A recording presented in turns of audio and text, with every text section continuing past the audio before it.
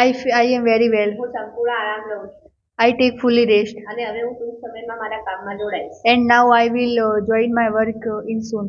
સુમિત્રા અને કિશોર માત્ર કોફી જ લેશે. Sumitra and Kishore will take only coffee. તેઓ તે ખૂબ ગમે છે. They like it so much. Meena અને મનીષ ખૂબ સારા મિત્રો છે. Meena and Manish are good friends. તેઓ રોજ સવારે ઓફિસમાં મળે છે. They meet in office daily.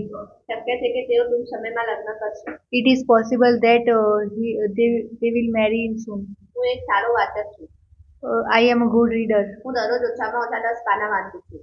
I read at least 10 pages daily. હું આવતા અઠવાડિયે એક નવું પુસ્તક શરૂ કરીશ.